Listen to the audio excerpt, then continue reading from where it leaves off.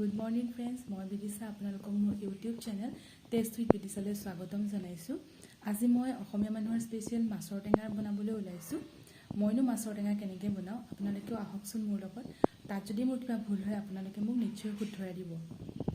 আৰু মোৰ চেনেলটো লাইক, কমেন্ট এণ্ড সাবস্ক্ৰাইব কৰি দিব আৰু বেল আইকনটো টিপি দিব। তাৰ বাবে লাগিব মাছ আৰু মাছখিনি মই আগতে এনেকৈ ফ্ৰাই কৰি লৈছো। তাৰ বাবে লৈছো ইয়াকৈ পিয়াজ, আদা নহৰু জলকীয়া, সিজোৱা আলু আৰু এয়া বিলাহী আৰু বিলাহী আদা নহৰু পিয়াজ অলপ মই মিক্সিত গ্ৰাইণ্ড কৰি লৈছো। তাৰ বাবে এতিয়া অলপ তেল দিম। তেল গৰম হোৱাত এতিয়া পিয়াজখিনি দি দিম। এতিয়া অলপ টাইম পিয়াজখিনি ভাজি লম ৰঙচুৱা নোহোৱালৈকে। পিয়াজখিনি প্ৰায় হৈছে, তাত এতিয়া সোৱাদৰ কাৰণে অকণমান মই চেনি দি দিছো। সোৱাদ অনুসৰি নিমখ, হালধি সকলোবোৰ লৰাই তাত এতিয়া বিলাহীখিনি দি দিম। এতিয়া বিলাহীখিনি যেতিয়ালৈকে গলি নাযায় তেতিয়ালৈকে অলপ ভাজি থাকিম। এইখিনি সিজি গৈছে, তাতে এতিয়া পেষ্ট কৰি থোৱাখিনি দি দিম। ইয়াতে আদা নহৰু কেঁচা জলকীয়া আৰু বিলাহী আছে, গোটেইখিনি পেষ্ট কৰি লৈছোঁ, সেয়া দি দিছোঁ। এতিয়া এইখিনি ভালকৈ ভাজ নোখোৱালৈকে ভাজি ল'ম। যেতিয়ালৈকে তেলটো বিৰিঙি নাযায় তেতিয়ালৈকে ভাজি ল'ম। এইখিনি হৈছে আৰু অলপ,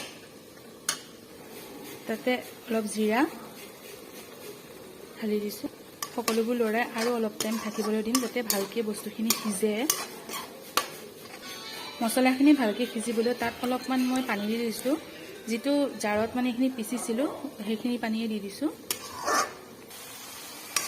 এয়া হৈ গৈছে গ্ৰেভিটো। তাত এতিয়া মই আলুখিনি দি দিম।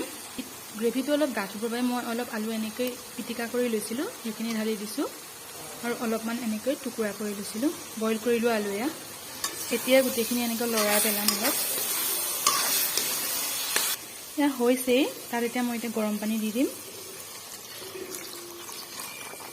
উতল আহিছে, যিহেতু মাছৰ টেঙা অলপ টেঙা হ'লে ভাল লাগে, সেইবাবে মই অলপ তেতেলীৰ টক আছিলে মই সেয়াকে দি দিছোঁ অলপমান।